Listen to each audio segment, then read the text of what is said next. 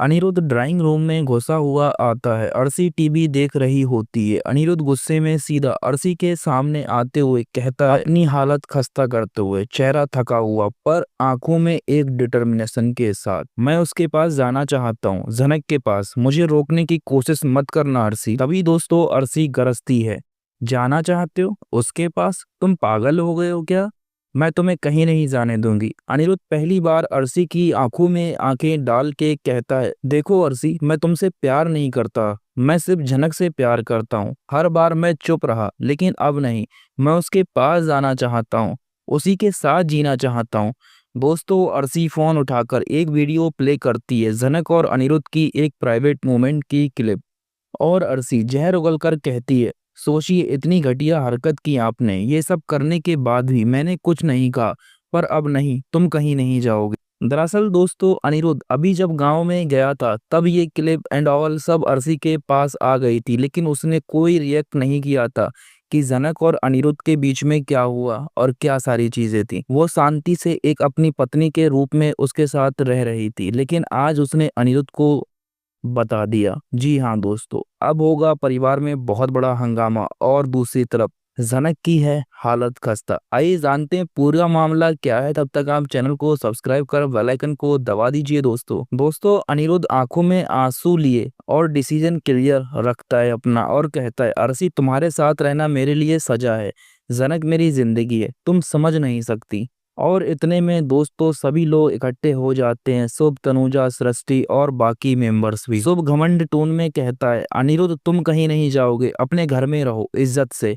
इतने में तनुजा भी रोना धोना शुरू कर देती है और कहती है, बेटा तुम्हें पता भी है लोग क्या कहेंगे, जनक के पास जाकर हमारी नाक कटवाओगे। और इन सब के बीच में सृष्टि ना बोले ऐसा हो सकता है। सृष्टि अपनी कड़वाहट के साथ कहती है, तुम दोनों ने घर के सामने तमाशा बना दिया है, एक लड़की तुम्हारा दिमाग घुमा गई है अनिरुद्ध, तुम्हें नहीं दिख रहा तुम्हारे सामने ये लड़की जो अर्शी खड़ी है, मेरी बेटी तुम्हारे लिए क्या करती है और क्या क्या नहीं सहा, उसके बावजूद भी तुम कहाँ जाने की तैयारी कर रहे हो? तुमको बिल्कुल शर्म नहीं आ रही? दोस्तों अनिरुद्ध धमाकेदार टोन में जवाब देता है, अगर इज्जत का सवाल है तो पहले अपने घर का सच देखना चाहिए था। जनक ने किसी से कुछ लिया नहीं है, सब कुछ सहा है, और वो भी अकेले।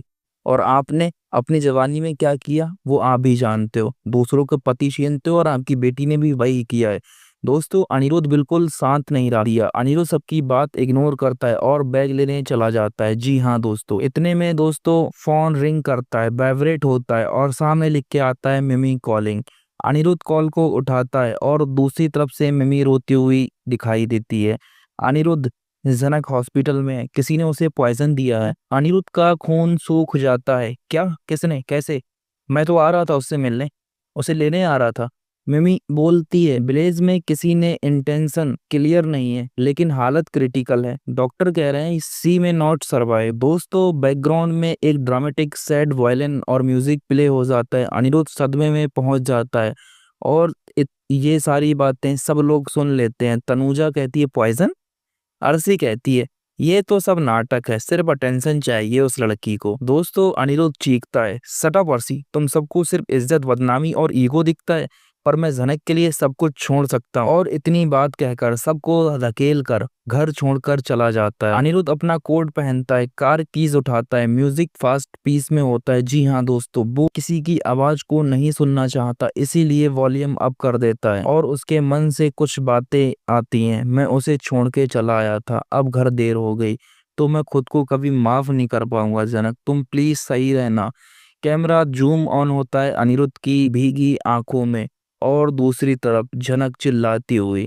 जी हाँ दोस्तों, डॉक्टर प्रसार से, दोस्तों अगले सीन में देखने को मिलता है, डॉक्टर प्रसार से कहते नजर आते हैं, पॉइजन क्रिटिकल लेवल पे पहुंच गया है, अगर कुछ घंटों में रिएक्ट नहीं किया तो हम उसे नहीं बचा पाएंगे। पराशर के हाथ में जनक का हाथ है पर आंखें बंद हैं और तभी नर्स बहुत शांति स्वभाव से कहती है, बेबी की हार्ट बीट नॉर्मल है लेकिन माँ की कंडीशन थोड़ी क्रिटिकल है। जी हाँ दोस्तों, जनक है प्रेग्नेंट और बेबी भी है मुश्किल में।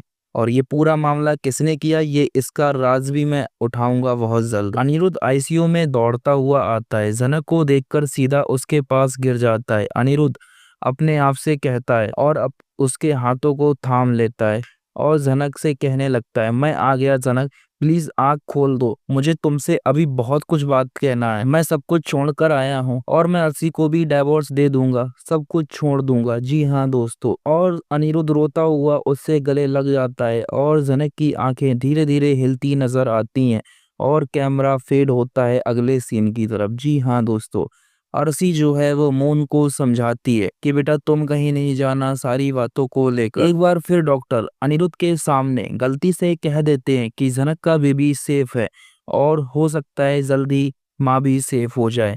दोस्तों अनिरुद्ध शॉक में आ जाता है, मतलब बेबी, मैं समझा नहीं। और तभी असार कुछ बोलने वाला होता है और यहीं पर अपना एपिसोड एंड हो जाता है। दोस्तों जनक के जीने की कोशिश, एक माँ का लड़ना और एक दूसरी माँ का प्लान, क्या अब इस बच्चे को या अनिरुद्ध के प्यार को उनकी अपनी नई जिंदगी, नई दुनिया मिलेगी? और क्या होगा मून का? जी हाँ दोस्तों, मून के साथ क्या होगा? मून कहाँ जाएगी? क्या अनिरुद्ध के साथ रहेगी या फिर अर्शी के साथ? जी ये तो अभी देखना बेहद दिलचस्प होगा।